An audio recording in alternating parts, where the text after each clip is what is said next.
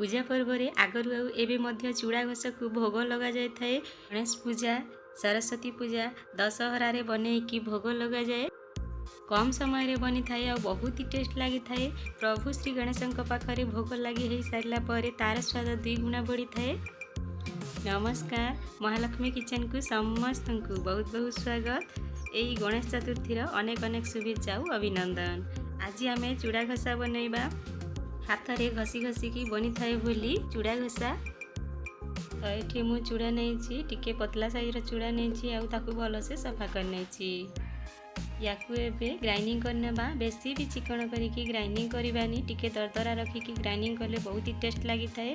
और मु नड़िया को टिके खंड कर नहीं ग्राइंडिंग कर नहीं ग्राइंडिंग करिकी रखी चूड़ा रे 2 चामच आम देदेबा घी आउ हाथ रे घसी घसी कि आम भल से मिक्स करी नेबा।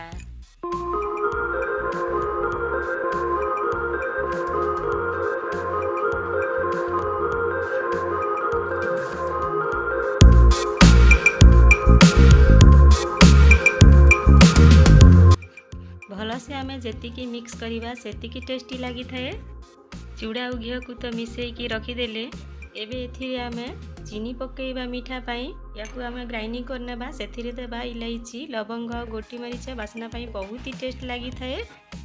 या आम चीनी सहित मिक्स करिकी ग्राइंडिंग करनेबा। नहेले तो आपण माने छेचिकी भी पकई पारिबे। लवंग, इलायची और गोलमरीच को नड़िया को ग्राइंडिंग करिकी रखिथिले ताकू मध्य एथिरे पकई देबा और ए सब को मिक्स करी नेबा। चूड़ा रे चीनी, नड़िया, लवंग, इलायची, गोलमरीच को पकईकी भल से आम मिक्स करी नेबा हाथ रे घसी घसी की। एबे आमर रेडी हो गला चूड़ा घसा। एबे या को गोटे प्लेट रे आम काढ़ी देबा। आपण माने एथिरे बुंदी न हेले तो काकुड़ी जहाँ भी फ्रूट्स आपन को पसंद पकईकी सजाई पारिबे।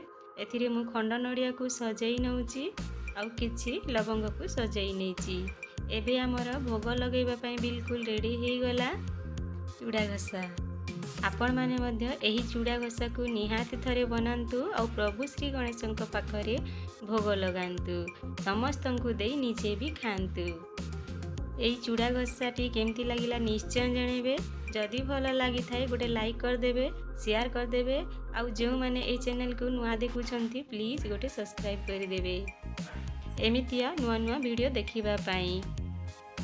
पुणी आसीबी नुआ रेसिपी नहीं। Thank you.